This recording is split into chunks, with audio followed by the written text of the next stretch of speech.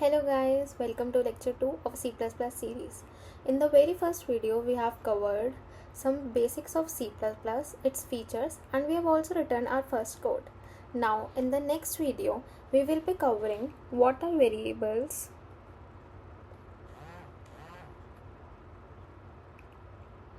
constants,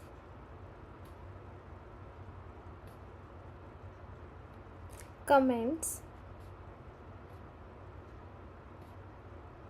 also what are operators. So let's start with variables. So what are variables? Variables are the containers.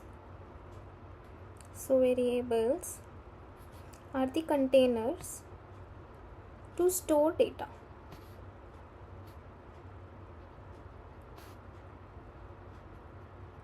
In this we can store any type of data.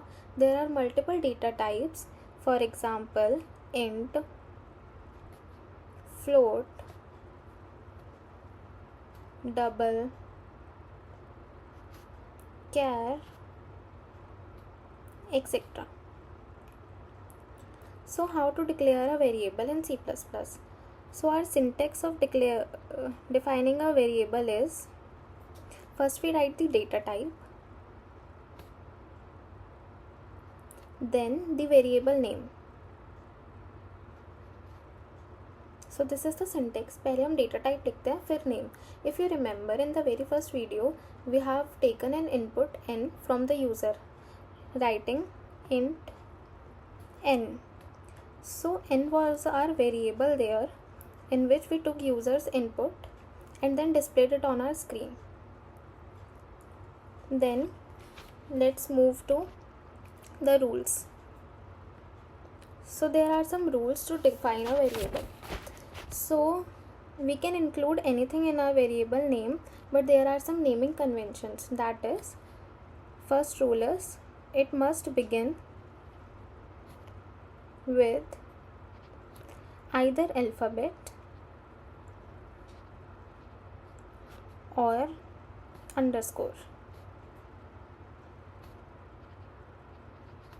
So for example, let's say I'm writing int val. So here val is the name of our variable and int is its data type. We cannot use, like if I want to write 1 val, so we cannot write it like this. We cannot start a variable name with a digit or anything. We can only start it with variable or an underscore. Like we can write int underscore val. So these two are correct, but this one is wrong. Next is, we cannot include spaces or a special character. Like if I want to write variable 1, so this is the space, and we cannot include a space in our variable name. It will throw error. Also, we cannot include any special character. For example, if I am trying to include an @ instead of a, so it will throw error. This is wrong. These two are wrong. Also, there are some special keywords. Keywords are the reserved words, so we cannot use the reserved words. Like if you remember, in the very last video हमने return keyword पढ़ा था. Return was the termination point of our program. So we cannot declare a variable using return. It will throw error. Now let's come to our second topic, that is constants. So what are constants? Constants are the variables जिनको हम modify नहीं कर सकते. They are non-modifiable. So we cannot modify. Now what is the syntax of declaring a constant is, first of all we write const, then the data type, let's say int, then the name, let's say value. So here const is the constant, int is our data type, and value is the name of the variable. Now this is only declaration. This is the declaration, क्योंकि हमने कोई भी value assign नहीं करी अभी तक. So this is declaration. If we want to assign a value, let's say मैं इसको असाइन कर रही हूँ const int value equals to 5. So this is initialization.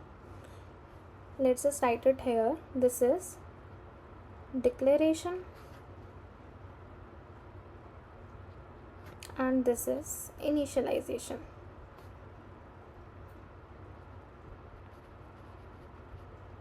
Okay.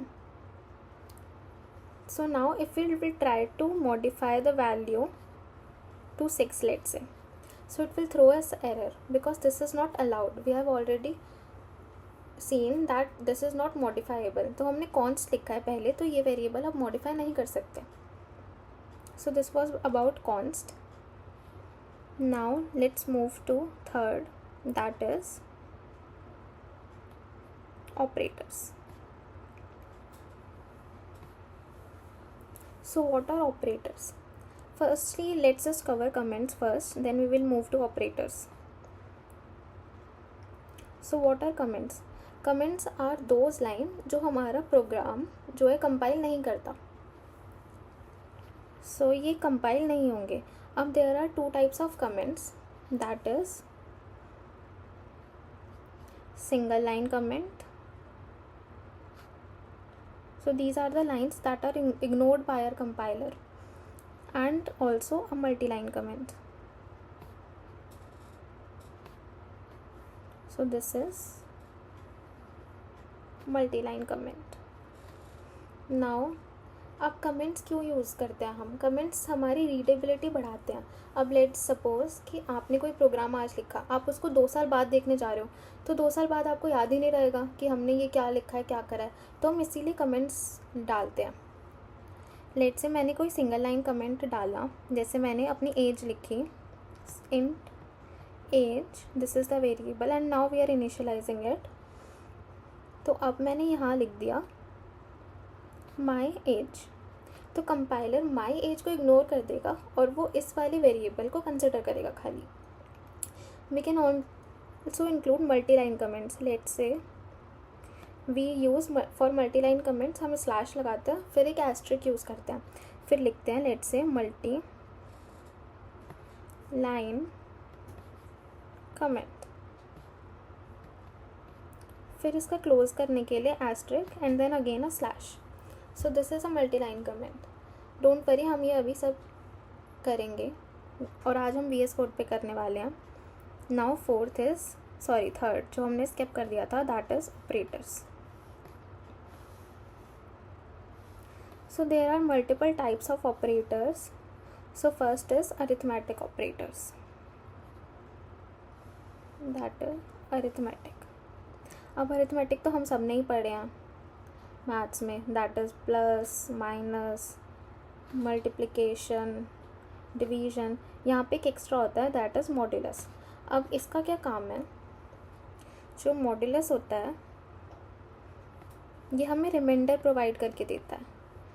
For example मैंने लिखा 5 मॉड्यूलस 3, तो इसका आंसर क्या आएगा? जब हम 5 को डिवाइड करते हैं बाय 3, तो 3 1 सा 3, तो हमारा रिमाइंडर क्या आता है? 2. तो ये हमें आउटपुट में 2 देगा आंसर. तो मॉड्यूलस हमें रिमाइंडर प्रोवाइड करता है. बाकी प्लस माइनस, प्लस इज़ वो हमें सम करके दे देगा. लेट्स से 5 + 3, तो वो हमें 8 दे देगा. ऐसे सिमिलरली 5 × 3, तो वो हमें 15 दे देगा, and so on. So let's just implement arithmetic operators first. Okay, so guys, अब हमने VS स्टूडियो कोड खोल लिया है. तो सबसे पहले आपको क्या करना है, आप गूगल पे जाएंगे, VS कोड सर्च करेंगे, उसके बाद click on the very first link और यहाँ पे आपको डाउनलोड कर लेना है. अब मेरे पास मैक है इसलिए आ रहा है डाउनलोड फॉर मैक OS. आप विंडोज़ पे हैं तो विंडोज़ के लिए डाउनलोड कर लीजिएगा, और अगर लिनक्स पे हैं तो उसके लिए. मैंने ऑलरेडी डाउनलोड किया हुआ है. आप इसको डाउनलोड करेंगे तो फाइल डाउनलोड हो जाएगी.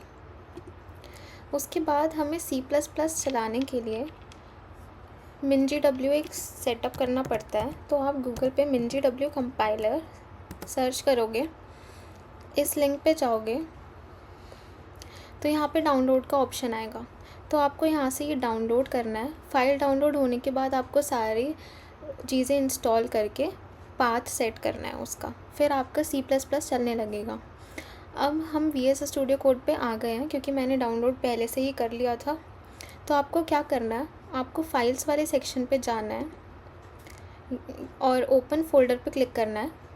उसके बाद या तो आप डेस्कटॉप पे या किसी भी अपने फ़ाइल में एक न्यू फोल्डर बना लेना, न्यू फोल्डर CPP सीरीज़। अब मैंने ये ऑलरेडी फ़ोल्डर ये बनाया हुआ है, बट मैंने आपको बता दिया कैसे बनाना है। फिर फ़ोल्डर क्रिएट करने के बाद इस पर क्लिक करना है और ओपन कर लेना है। तो आपका CPP सीरीज़ यहाँ पे ऐसे लिख के आ जाएगा और आप अपने उस फोल्डर के अंदर हैं। अब आपको इस फोल्डर में फ़ाइल क्रिएट करनी है। लेट से हम नाम रखते हैं lecture2.cpp। अब मैंने .cpp क्यों लिखा, क्योंकि C++ में लिखने का एक्सटेंशन है .cpp। फिर हम एंटर मारेंगे तो ये फ़ाइल क्रिएट हो गई। अब आपको क्या करना है, यहाँ पे आपको एक्सटेंशंस पे जाना है और आपको ये C++ सर्च करना है, क्योंकि आपको यहाँ से भी एक्सटेंशन डाउनलोड करना पड़ेगा। तो आपको ये वाला एक्सटेंशन आएगा, आपको यहाँ पे इंस्टॉल का बटन दिखेगा, वो इंस्टॉल करना है।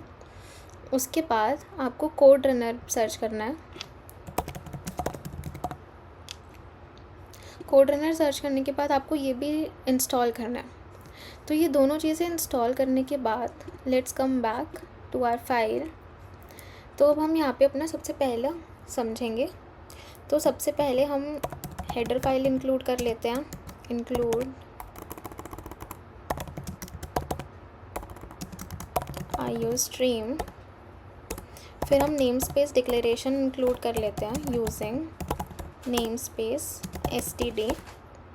फिर हमें मेन एग्जीक्यूशन पॉइंट बनाना है, दैट इज़ इंट मेन। अब इसके अंदर हम बनाएंगे। तो अभी हमने सीखा वेरिएबल्स, तो हम देखते हैं इंट a, लेट से हम इसको वैल्यू देते हैं 20। फिर हमने देखा था आउटपुट के लिए VOC out, then this operator, then a।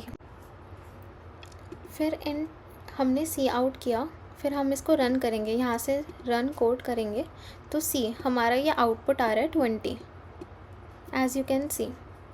अब हम डिफरेंट टाइप्स के वेरिएबल्स बना के ट्राई करते हैं, दैट इज़ कैर में हम कोई भी कैरेक्टर ही स्टोर कर सकते हैं। लेट से हमने एक S नाम से वो बनाया और we are storing A here. Now C out S, हम यहाँ पे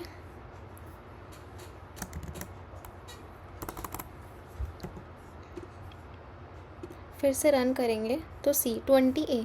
अब ये हमारा एक ही लाइन में क्यों आ रहा है, क्योंकि हमने इसको कोई भी कमांड नहीं दिया /n करके कि हमें नेक्स्ट लाइन में जाना है या नहीं। तो हमारा कर्सर उसी लाइन पे है और हमने S फिर से प्रिंट कर दिया। तो इसके लिए हमारे पास मैनिपुलेटर्स होते हैं, that one is endl. Endl से क्या होता है, हमारा कर्सर नेक्स्ट पॉइंट पे चला जाएगा, नेक्स्ट लाइन पे। तो अब देखो हमारा A अलग लाइन में आ रहा है और 20 अलग लाइन में आ रहा है बिकॉज ऑफ दिस एंडल। अब हम देखते हैं इसमें कमेंट्स कैसे ऐड करना है। लेट से मेरे को सिंगल लाइन कमेंट देना है, मैं इसको इंट एज दे देती हूँ, age equals to 20। Now this is my age. तो अब आप देखोगे कि कंपाइलर जो है इसको इग्नोर करेगा, माई एज को। रन करेंगे तो सेम आउटपुट आ रहा है क्योंकि उसने इसको इग्नोर कर दिया। अगर मुझे कोई मल्टी लाइन कमेंट देना है तो जैसे मैंने बताया था, हम ये लिखते हैं, फिर this is a multi line comment. तो आप देखो कि कंपाइलर इसको भी इग्नोर कर देगा। हमारा सेम ही आउटपुट आ रहा है। तो हमने कमेंट्स, वेरिएबल्स और मल्टी लाइन कमेंट सीख लिया अभी तक। अब हम देखते हैं कि हमारे ऑपरेटर्स, जो अरिथमेटिक ऑपरेटर्स थे, वो कैसे काम करेंगे। तो लेट से इसको रिमूव कर देते हैं अभी के लिए। Now arithmetic operators. तो सबसे पहले हम दो वेरिएबल ले लिया, let say 5 and int b equals to 2। अब मैं एक सम बना लेती हूँ कि मुझे प्लस ऑपरेटर परफॉर्म करना है। तो a प्लस b, तो हमारा सम में इनका सम स्टोर हो गया। अब हम अगर सम को आउटपुट करेंगे, सॉरी मैंने इंट सम दोबारा डिक्लेयर कर दिया, मुझे सम को आउटपुट देना है।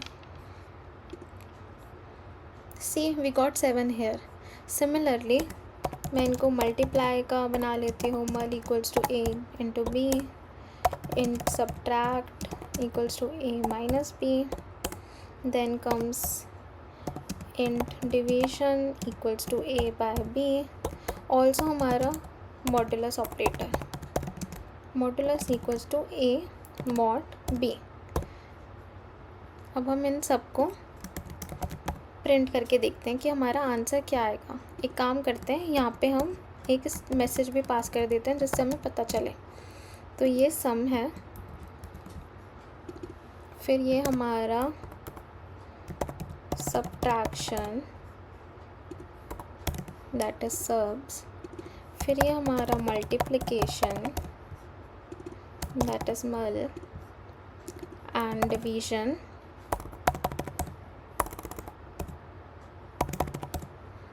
यहाँ पे उस वेरिएबल का name, then last is modulus, या फिर हम रिमाइंडर लिख लेते हैं ताकि हमें पता चले। तो मॉड्यूलस। तो अब देखते हैं हमारे क्या क्या आंसर आते हैं। तो सी सम आ गया 7 क्योंकि हमारी 5 और 2 थी, फिर मल्टीप्लिकेशन आ गया 10, सब्ट्रैक्शन आ गया 3, डिवीजन आ गया 2 और हमारा मॉड्यूलस आ गया 1। अब हम देखते हैं हमारा मॉड्यूलस 1 कैसे आया, क्योंकि हमने एक ही वैल्यू 5 ली थी और ये 2 लिया था। तो हमारा 2, अगर जब हम 5 को 2 से डिवाइड करेंगे तो रिमाइंडर 1 आता है, इसीलिए यहाँ पे 1 आ गया। हम चेंज करके देखते हैं वैल्यूज़। अगर हम 4 लिखते तो क्या आता हमारा आउटपुट। तो सी 4 में हमारा 0 आ गया क्योंकि 4 इज़ डिविजिबल बाय 2। तो हमने अरिथमेटिक ऑपरेटर्स समझ लिया।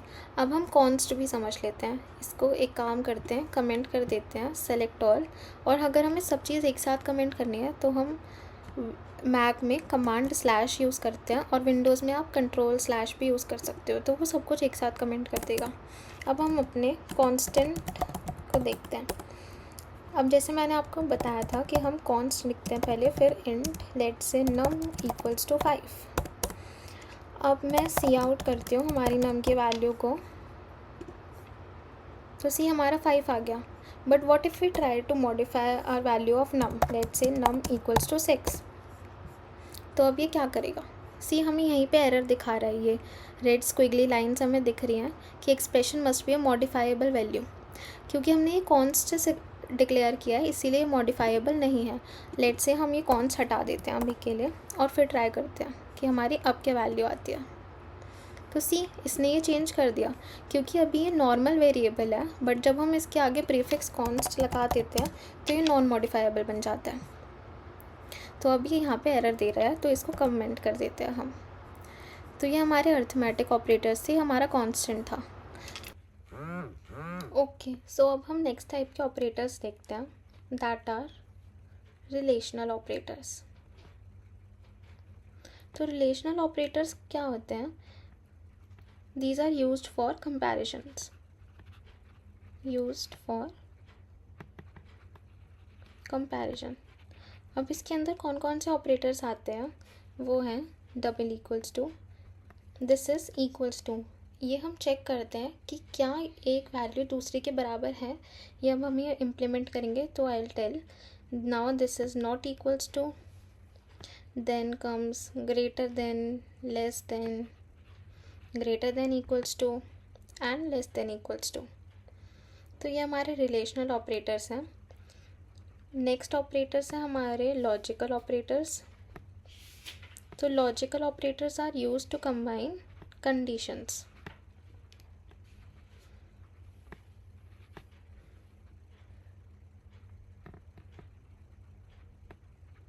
तो ये कौन कौन से होते हैं, इनके एग्जांपल है एंड, इसको हम एंड ऑपरेटर बोलते हैं। देन कम्स आर और and not equals to, sorry not. So these are 3 types of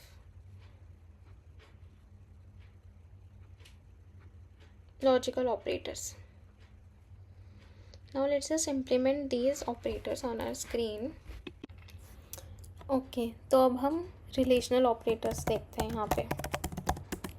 तो रिलेशनल ऑपरेटर्स जैसे मैंने बताया हम यहाँ पे भी लिख लेते हैं, double equals to, not equals to, greater than, less than, greater than equals to and less than equals to. अब हम इस सब को कमेंट कर देते हैं, ऊपर वाला सब कमेंट है। हम दो वेरिएबल्स बना लेते हैं again, let's say int a equals to 5 and int b equals to 3। तो अब हम इस पे टेस्ट करके देखते हैं, cout a equals to b। तो ये इक्वल्स टू क्या करता है, ये चेक करता है कि हमारा a जो है वो b के बराबर है या नहीं। अगर होगा तो ट्रू रिटर्न करेगा, नहीं होगा तो फॉल्स। तो इसको रन करके देखते हैं। तो सी इसने ज़ीरो दिया, इसका ज़ीरो का मतलब है फॉल्स, कि क्योंकि हमारा a और b इक्वल नहीं है। अब लेट से हम b को चेंज करके 5 कर देते हैं। तो सी इसने 1 रिटर्न किया क्योंकि अब a और b इक्वल हैं। अब हम दूसरे भी चेक करते हैं, cout a not equals to b। हम एंडल लगा लेते हैं वरना सब एक साथ आ जाएगा। फिर हमने चेक किया कि a greater than b, a less than b,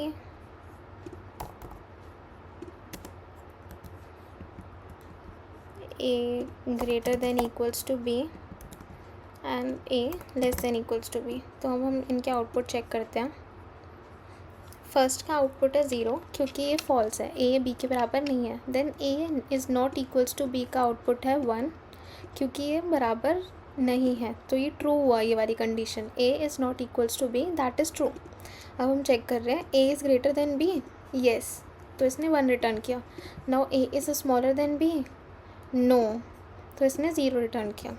अब a is greater than equals to b, yes, क्योंकि ग्रेटर है तो इसने 1 रिटर्न किया। और a is less than equals to b में इसने 0 रिटर्न किया क्योंकि a is 5 and b is 3। So these were our relational operators. Now let's see our logical operators. तो लॉजिकल ऑपरेटर्स जैसे मैंने बताया, एंड, और, तो हम देखते हैं, तो ये दो कंडीशंस को मर्ज करते हैं। तो हम देखते हैं, अब लेट से मैंने एक इंट एज लिया 20। अब मुझे चेक करना है कि क्या जो एज की वैल्यू है वो 18 से बड़ी है और 20 से छोटी है। तो हम चेक करेंगे, age greater than equals to 18 and क्योंकि हमें दोनों कंडीशन ट्रू होनी चाहिए। तो जहाँ पे दोनों कंडीशन ट्रू होनी चाहिए वहाँ पे हम एंड यूज़ करते हैं। फिर age less than equals to 25 क्योंकि हमारी इस रेंज में अगर एज है तो ही हमें ट्रू रिटर्न करो, वरना नहीं। तो हमने रन किया, तो सी क्योंकि हमारी एज 20 है तो इसने ट्रू रिटर्न किया, दैट इज़ 1। अब हम लेट से बड़ी वैल्यू के लिए चेक करते हैं, 28। तो सी इसने 0 दिया। अब एंड के केस में क्या करता है, ये फर्स्ट कंडीशन चेक करेगा, अगर वो ट्रू है तो वो नेक्स्ट कंडीशन पे जाएगा और उसको भी चेक करेगा। तो अगर हमारी दोनों कंडीशन ट्रू होगी वो उसी केस में ट्रू रिटर्न करेगा। अगर एक भी फॉल्स हो जाएगी तो वो रिटर्न कर जाएगा और फॉल्स रिटर्न कर देगा। तो जैसे इस केस में 28 में क्या हुआ होगा, age is greater than equals to 18 तो है, येस, फिर वो अगली पे गया। Age less than equals to 25 नहीं है तो यहाँ से फॉल्स हुआ, तो true and false is false, इसलिए उसने 0 रिटर्न किया। अब हम अगर और के केस में चेक करें कि अगर यहाँ पे एंड की जगह और होता तो क्या आंसर आता। इसके आगे एंडल लगा देते हैं। सी इस केस में हमारा ट्रू आ गया क्योंकि और के केस में क्या होता है, वो दोनों में से कोई एक भी कंडीशन ट्रू होगी तो ट्रू रिटर्न कर देगा। तो 28 में age greater than equals to 18 है, येस, तो यही वाला ट्रू हो गया, तो वो नेक्स्ट कंडीशन पे जाएगा ही नहीं, वो यहीं से ट्रू रिटर्न कर देगा, इसलिए हमारा आउटपुट 1 आया है। I hope this is clear. Now there are some more operators that are increment operator. तो इंक्रीमेंट ऑपरेटर होता है हमारा plus plus, and one is decrement operator, that is minus minus. तो अब ये इंक्रीमेंट और डिक्रीमेंट ऑपरेटर्स क्या होते हैं? लेट से मैंने एक इंट ए लिया, इसको कमेंट कर देते हैं और इसको भी कमेंट कर देते हैं। तो अब इंट ए लिया, लेट से मैंने उसको 2 असाइन किया। तो अब मैं सी आउट ए प्लस प्लस करूँगी तो आउटपुट क्या आएगा? तो आउटपुट हमारा 2 आया। क्यों? क्योंकि ए प्लस प्लस का मतलब होता है पोस्ट डिक्रीमेंट। हम यहाँ पे लिख लेते हैं, कमेंट में लिखते हैं पोस्ट डिक्रीमेंट। तो इसने क्या किया होगा, पहले ए प्रिंट कर दो, उसके बाद उसकी वैल्यू बढ़ा दो। तो अगर हम दोबारा से सी आउट, तो लेट से हम इसको इसकी जगह एक वेरिएबल में स्टोर करते हैं, that is int B equals to A plus plus. अब हम दोनों की वैल्यूज़ प्रिंट करके देखते हैं। सी out B is B and cout A is ए।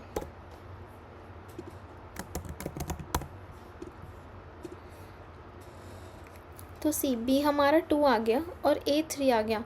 अब बी 2 क्यों आया? हमने तो ए प्लस प्लस लिखा है क्योंकि पोस्ट डिक्रीमेंट है। तो इसने क्या किया होगा, पहले ए की वैल्यू बी में असाइन कर दी होगी, उसके बाद उसको इंक्रीमेंट किया। तो बी में तो हमारा 2 ही रह गया, इसलिए वो 2 आया। बट अब ए की वैल्यू इंक्रीमेंट हो चुकी है बाद में, इसीलिए हमारा ए जो है 3 आया। ऐसी सिमिलरली एक प्री इंक्रीमेंट होता है। प्री इंक्रीमेंट में हम पहले प्लस करते हैं।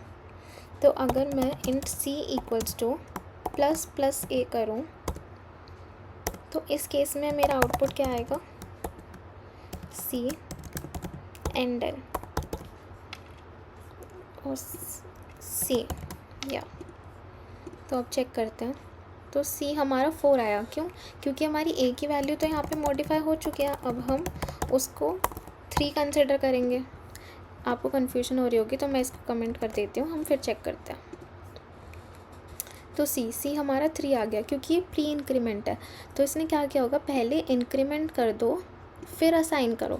तो पहले 2 की वैल्यू इंक्रीमेंट होकर 3 हो गई, फिर सी में असाइन हुई, तो हमने सी आउट किया तो वैल्यू 3 आई। ऐसे अब हम डिक्रीमेंट देखते हैं। डिक्रीमेंट में भी 2 ही टाइप होते हैं, इस सब को कमेंट कर देते हैं। अब हम डिक्रीमेंट देखते हैं। तो इंट ए इक्वल्स टू 2, तो इसमें भी पोस्ट डिक्रीमेंट है। पहले पोस्ट डिक्रीमेंट देखते हैं। अगर मैं int B equals to a minus minus करूँ, फिर ए एंड एल और फिर C out b endl, तो हम देखते हैं अब इसमें हमारी वैल्यू क्या आएगी। तो वैसे हमारी वैल्यू क्या आनी चाहिए, अच्छा यहाँ पे एक और ही आएगा।